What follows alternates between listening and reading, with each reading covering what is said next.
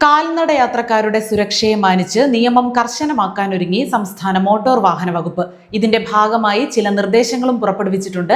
Zebra line കടക്കുമ്പോൾ വാഹനം ഇടിച്ചാൽ licence റദ്ദാക്കാനും 2000 രൂപ പിഴ ഈടാക്കാനുമാണ് MVDയുടെ തീരുമാനം. ഏതെങ്കിലും വാഹനം സീബ്ര ലൈനിൽ പാർക്ക് ചെയ്താലും ശിക്ഷയുണ്ടാകും. ലൈസൻസ് റദ്ദാക്കുകയും പിഴ ഈടാക്കുകയും ചെയ്യും. ഈ വർഷം 800-ലധികം കാൽനടയാത്രക്കാരാണ് വിവിധയിടങ്ങളിലായി നടന്ന റോഡ് അപകടത്തിൽ മരിച്ചതെന്നാണ് ഗതാഗത കമ്മീഷണർ വ്യക്തമാക്കുന്നത്. ഇതിൽ 80%-ലധികവും പ്രായമായവരാണ്. ഈ സാഹചര്യത്തിലാണ് ഗതാഗത നിയമം കർശനമാക്കാൻ ഒരുങ്ങുന്നത്. പൊതുജനങ്ങളുടെ സുരക്ഷിതത്വം സർക്കാരിന്റെ ഉത്തരവാദിത്തമായതിനാൽ പ്രൈവറ്റ് ബസ്സിലെ ജീവനക്കാർക്ക് പോലീസ് ക്ലിയറൻസ് സർട്ടിഫിക്കറ്റ് നിർബന്ധമാക്കി കഴിഞ്ഞ ദിവസം ഗതാഗത വകുപ്പ് മന്ത്രി KB ഗണേഷ് കുമാർ ഉത്തരവിറക്കിയിരുന്നു. ഡ്രൈവർ, കണ്ടക്ടർ, ക്ലീനർ തുടങ്ങിയവർക്കാണ് പോലീസ് ക്ലിയറൻസ് സർട്ടിഫിക്കറ്റ് വേണ്ടത്. വർഷത്തിലൊരിക്കൽ ഇത് വാങ്ങിയിരിക്കുകയും വേണം.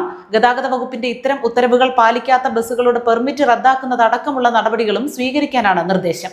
വേഗതയുടെ കാര്യത്തിലും നിയമലംഘനങ്ങൾ അനുവദിക്കില്ലെന്ന് അദ്ദേഹം ഫേസ്ബുക്കിൽ പങ്കുവച്ച വീഡിയോയിൽ വ്യക്തമാക്കി.